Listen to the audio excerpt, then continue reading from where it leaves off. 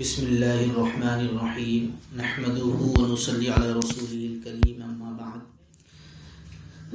اس وقت مغرب بعد کے مکتب میں ہمارے یہاں ایک بچے کا قرآن مجید مکمل ہوا ہے، اور اس موقع پر دعا سے پہلے قرآن مجید سے متعلق چند باتیں مذاکرے کے طور پر کی جا رہی ہیں۔ دعا فرمائیں کہ اللہ تعالی ہم کو بھی، آپ کو بھی، سب کو اس پر عمل کی توفیق عطا فرمائیں۔ قرآن مجید اللہ رب العزت کا کلام ہے، اللہ رب العزت کا پیغام ہدایت ہے۔ اس کو اللہ رب العزت نے اپنے بندوں کی رہنمائی کے لیے بھیجا ہے۔ اس قرآن مجید میں عجیب مقناطیسیت ہے، یعنی عجیب ایسی اس میں وصف ہے کہ وہ اس کو اپنی طرف کھینچ لیتا ہے۔ جو انسان اسے پڑھتا ہے اور اس کی تعلیمات کے مطابق اپنی زندگی گزارتا ہے، قرآن مجید کے ساتھ اس کی محبت راسخ ہو جاتی ہے، پھر یہ قرآن اس کو عزتیں دیتا ہے۔ آپ غور کیجئے کہ ایک گتا، یعنی جو کاغذ کا ڈبہ ہوتا ہے، تھوڑا موٹا ہوتا ہے، تو ایک گتا گھر میں پڑا تھا، لوگ اس کو اٹھا کے کبھی وہاں رکھتے، کبھی وہاں رکھتے، کبھی وہاں رکھتے۔ اس کو کسی نے قرآن مجید کی جلد کے لیے استعمال کر لیا۔ جلد یعنی اس کی جو حفاظت کے لیے بائنڈنگ کی جاتی ہے کتاب کی یا قرآن مجید کی، تو اس کو جلد کے لیے استعمال کر لیا، قرآن مجید میں جوڑ دیا گیا، وہ بنا دی گئی۔ اب جلد بنا دینے کے بعد اس گتے کی عزت بڑھ گئی۔ علماء نے فرمایا کہ اگر کوئی آدمی ناپاک ہو تو وہ اس گتے کو ہاتھ نہیں لگا سکتا جو قرآن شریف سے جڑ گیا ہے۔ کیوں؟ حتیٰ کہ بے وضو آدمی بھی نہیں لگا سکتا۔ کیوں نہیں لگا سکتے؟ اس لیے کہ قرآن مجید کے لکھے ہوئے کاغذ تو اندر ہیں، مگر اس گتے کو قرآن مجید سے مناسبت ہو گئی ہے، تو نسبت پکی ہو گئی، اس لیے اس کی شان بڑھ گئی، اللہ تعالیٰ نے بڑھا دی۔ جیسے ہم قرآن شریف کو نہیں چھو سکتے بغیر وضو کے، ویسے ہی اس گتے کو، یہاں تک کہ جزدان کا بھی آدمی کو خیال رکھنا چاہیے کہ بغیر وضو کے نہ چھوئے، کوشش کرے، کیونکہ وہ قرآن شریف کے گتے کے ساتھ لگا رہتا ہے۔ حالانکہ کوئی اس میں سختی نہیں ہے، جزدان کے ساتھ اگر کوئی قرآن شریف کو چھوئے بغیر وضو تو چھو سکتا ہے۔ تو دیکھیے اس نسبت قرآن مجید کے ساتھ جڑنے سے کتنا مقام بڑھ گیا۔ تو اگر ایک مسلمان بندہ اس کے ساتھ اپنی نسبت کو مضبوط کرے گا، یعنی اس کے احکام، قرآن مجید میں اللہ تعالیٰ نے جو احکام نازل فرمائے، نیکی کرنے کے، گناہوں سے بچنے کے اور دیگر جو احکامات ہیں ان پر عمل کرے گا، تو اس کا کتنا مقام بڑھ جائے گا۔ حدیث پاک میں آتا ہے قرآن مجید کے ساتھ برکت حاصل کرو، یہ اللہ رب العزت کا کلام ہے۔ تو یہ ہے، علماء نے لکھا ہے کہ چند چیزوں سے انسان کا جی کبھی نہیں بھرتا، ان میں سے ایک جو ہے قرآن مجید بھی ہے۔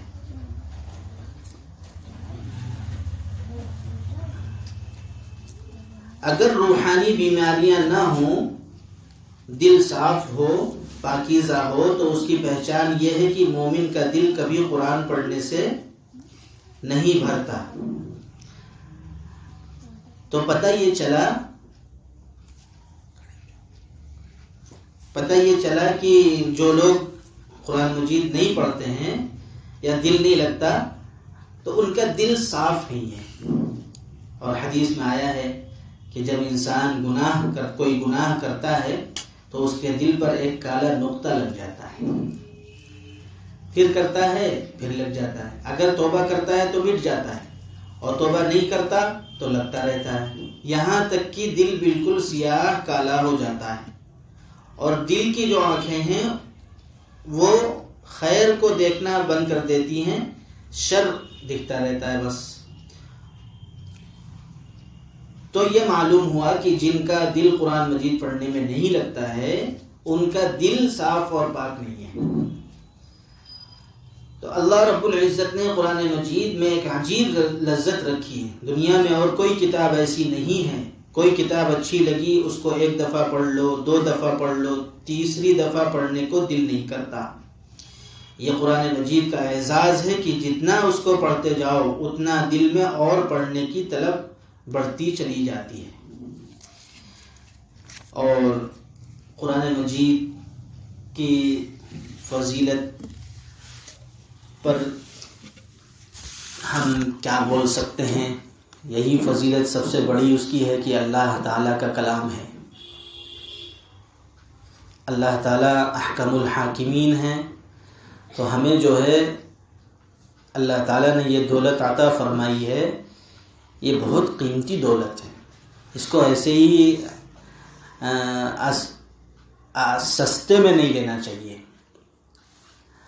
جس طرح حکومتیں اپنے بارڈر کو محفوظ رکھنے کے لیے اور دوسری ضروریات کے لیے فوجیوں کا انتخاب کرتی ہے نا، بھائی امتحان ہوتا ہے، پڑھائی ہوتی ہے، اس کے بعد فوجیوں کا آویدن آتا ہے، اس میں جیسے 55,000 آئے تو 55,000 میں سے 22,000 کوالیفائی ہوتے ہیں۔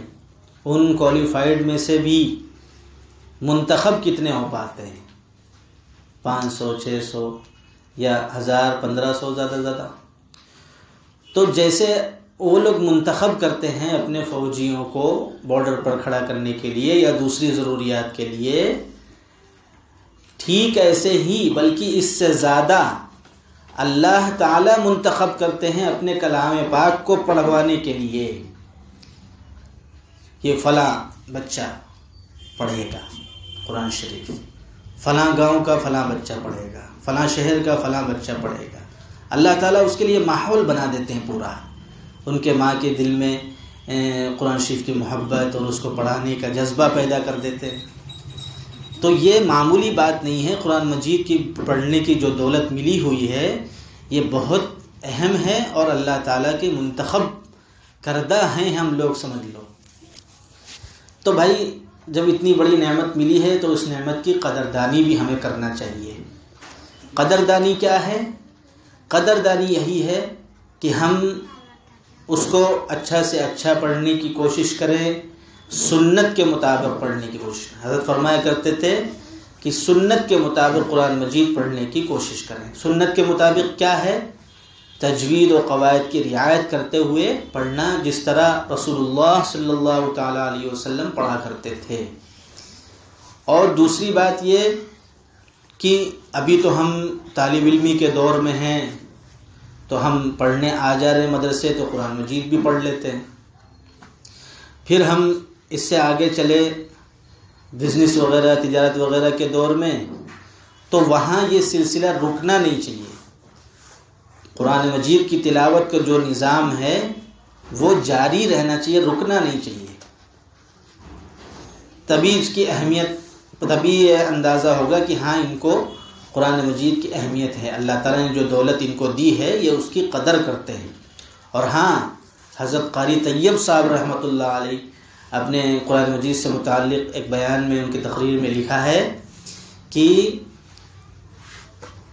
قرآن مجید جو ہے اس کی مثال ایسے ہی ہے جیسے اگر کوئی اس کی حفاظت نہ کرے، اس کو پڑھے نہ، تو وہ ایسے ہی سینوں سے نکل جاتا ہے، آنکھوں سے نکل جاتا ہے، جیسے اونٹ والا اپنے اونٹ کو چرانے چلا اور اونٹ کو چرانے والے لوگ جو ہیں وہ اونٹ کی ناک میں نکیل ڈالتے رسی ڈالے رہتے ہیں، لمبی سی رسی، اور اس رسی کو کہیں باندھ دیتے ہیں۔ اونٹ اپنا چلتا رہتا ہے، اگر آگے بڑھتا ہے تو رسی جہاں بندھی ہوتی ہے اس سے آگے بڑھ نہیں پاتا، رک جاتا ہے، جھٹکا لگتا ہے، رک جاتا ہے، نہیں جاتا، پھر لوٹ آتا ہے۔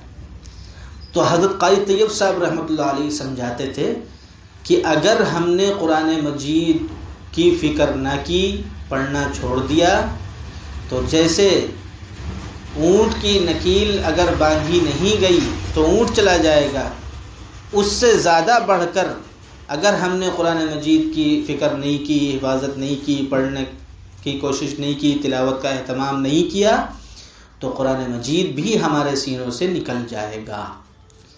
اور یہ تو حفظ والوں کے لیے ہے، اور ناظرے والوں کے لیے یہ فرمائیں کہ آنکھوں سے نکل جائے گا، پڑھ نہیں پائیں گے۔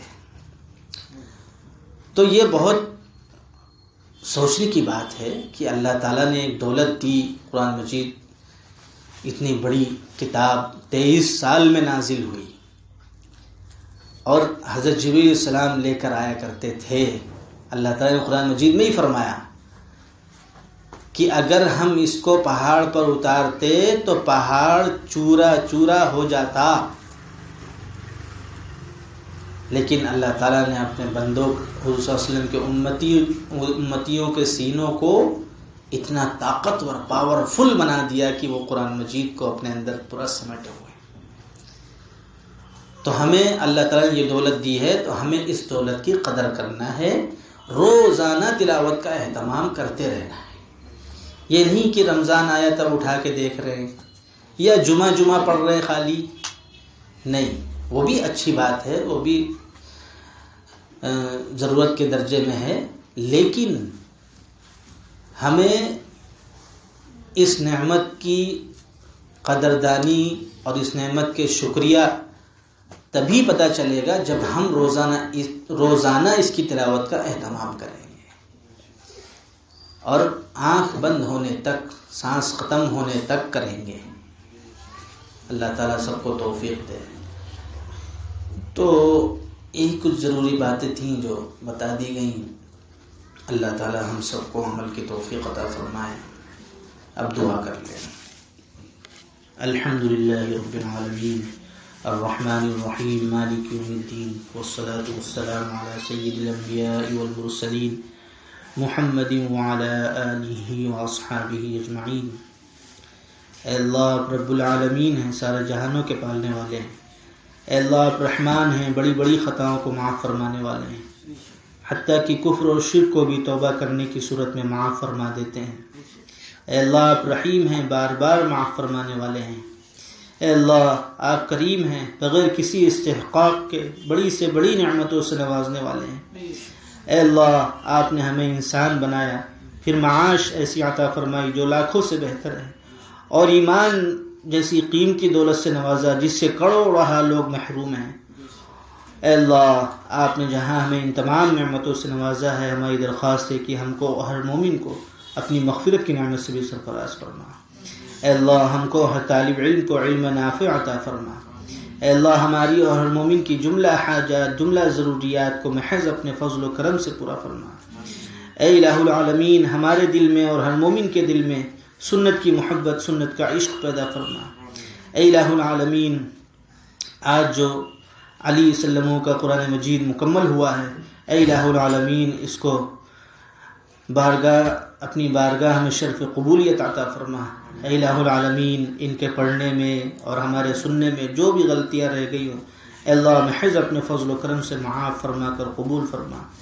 اے الہ العالمین ان کو پڑھنے کے جو لوگ ذریعہ بنے ہیں، اے الہ العالمین ان کو بھرپور جزائے خیر عطا فرما۔